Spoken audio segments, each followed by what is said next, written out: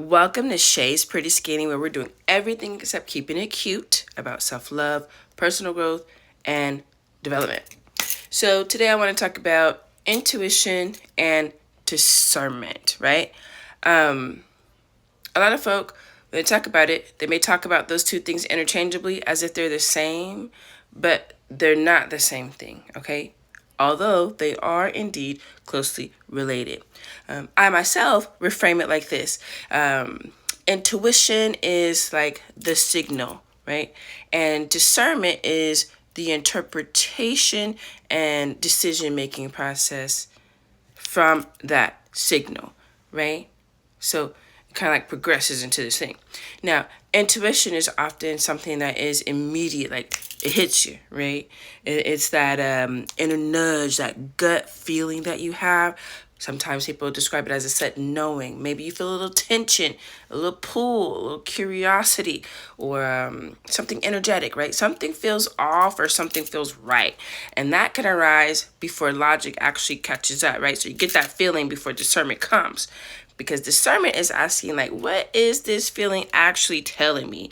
Is this intuition? Is it fear? Is it trauma? Is it ego? Desire, wisdom, conditioning, projection?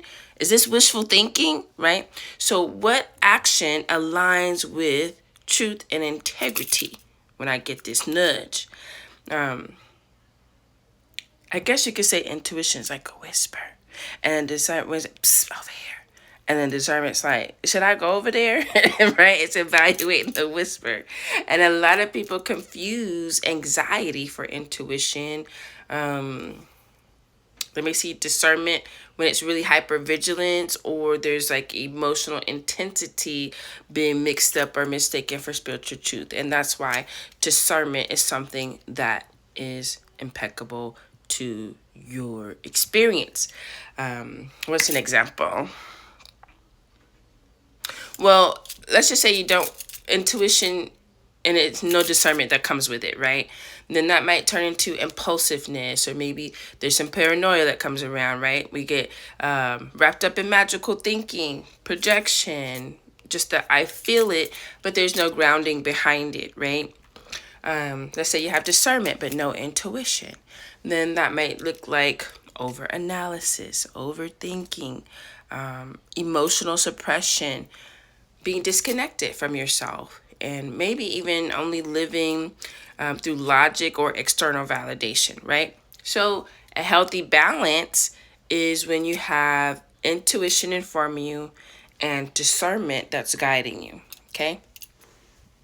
Now, in this space, and in the group space, there's a lot of talk, again, about that metaphysical thing and that positive psychology thing and how that all works together, right? And so when we look at it through that lens, then we can describe discernment as an integration of intuition, emotional regulation, right? Clarity, focus, pattern recognition, behavior patterns, alignment with values, self-awareness.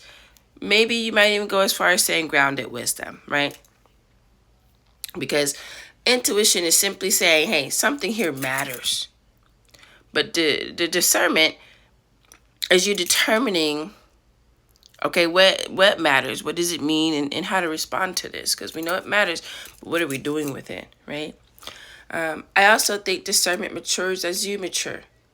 Physically, spiritually, emotionally, right? As you gain more experiences with people. That's why sometimes isolation can be dangerous.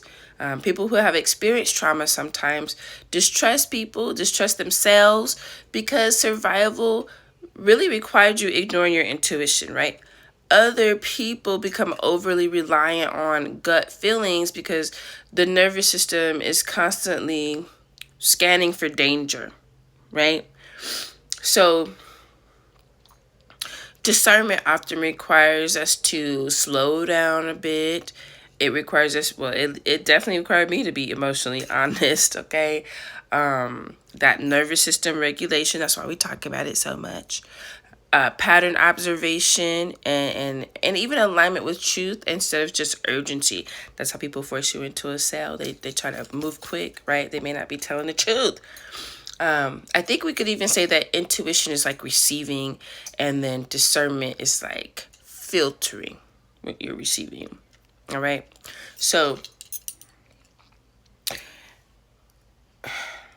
intuition is tapping in and sensing the frequency, communicating it to you. Discernment is determining whether you should harmonize with it, whether you should align or leave it be, right? So both can absolutely be trained, refined, and strengthened, all right? But if we're talking about training them, then that should not mean like you need to become more mystical than grounded. Again, that B word, balance, is very important. So it should mean that you're becoming more honest and aware, more regulated, more observant, and more aligned. And all of those things you can train. All right. So that distinction matters. A lot of people try to force the training of intuition and discernment, but that's not how it happens. It's not by forcing visions or trying to train yourself to become more psychic, right? But it's more about learning to notice subtle like internal signals. That's why the quiet is important. It's about recognizing patterns. It's about listening to your body.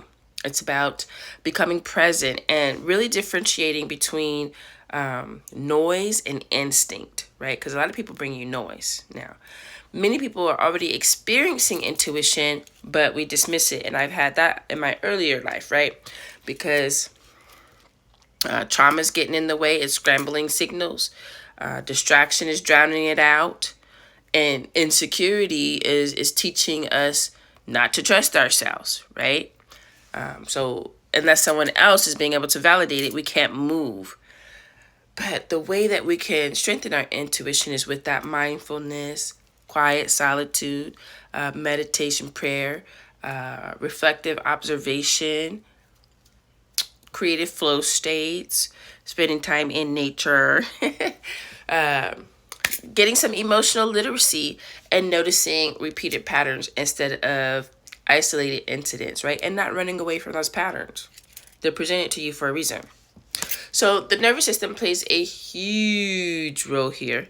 If our system is dysregulated, then it might mistake the signals, like fear might be prophecy, or alignment for attraction, or safety, but it's familiarity. And then avoidance might be viewed as wisdom, but it's not, right? Healthy intuition usually becomes clearer as the nervous system becomes calmer. So that's why we're going to talk about that a lot this time around. Again, resonant consent. And with discernment, because they're not the same thing, right? You can train that also. It develops through your experiences. So if you're hiding out all the time and disconnecting all the time, what experiences are you having? It is actually the easiest to be isolated, right? Discernment with critical thinking. You can train with critical thinking. Humility, some people say. Self-awareness, accountability, patterns as well. Learning emotional regulation, and knowing when it's you can be wrong and it's okay to admit that, right? Because discernment is asking for evidence and awareness. And when you have discernment, it's helping you avoid manipulation, those intrusive thoughts that turn into impulsive decisions, emotional reasoning, groupthink, charisma, confusion, maybe confirmation bias.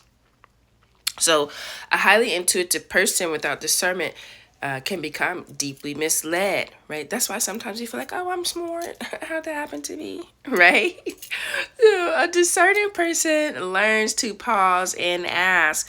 We stop letting people rush us into things like, what are the facts? What are my emotions surrounding this situation? What assumptions am I making? What patterns support this decision? What pattern supports this truth, this fact, this matter of fact thing, right? What happens if I'm wrong? Because I can be wrong, right? Is this aligned with my values and the reality that I'm co-creating? think one of the healthiest goals is not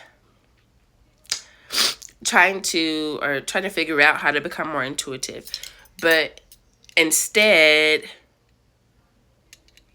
figuring out how to become clear enough to perceive accurately. For the people who pray out there, you could pray for those things, right? And that includes body, mind, emotions, environment, beliefs, conditioning, and motives.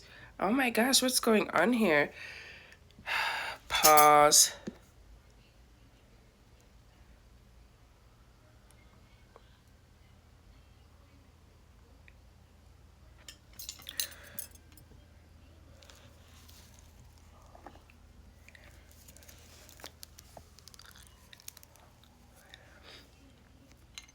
Spring is springing. I gotta put a box right here beside me. Anywho, did I pause? I hope I paused. So,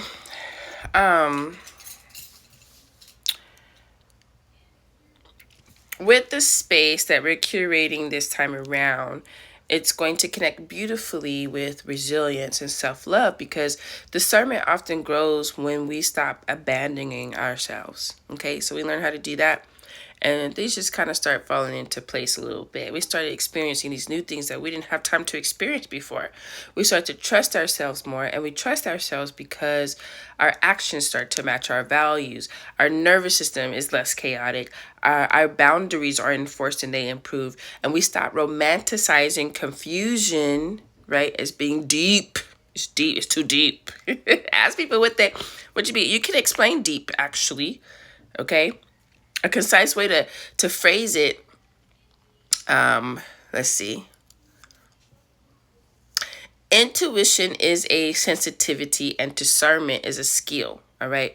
And both of those things sharpen awareness, honesty, and experience, right? You don't want to be without either one.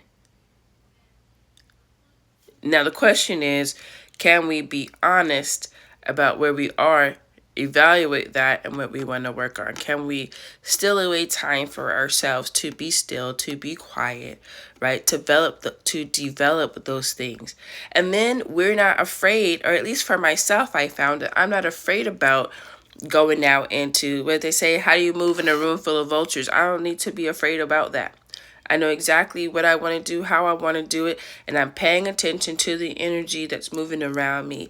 Whether I call it out or I just take note of it, right? It allows me to pause, take a step back, and decide what is the best action for the situation. And sometimes that action is no action at all. All right. So, again, it's about to ramp up. Get into the group on Facebook. Take the leap is what it still should say. And it is a private group, but you can search it and you can jump right into there.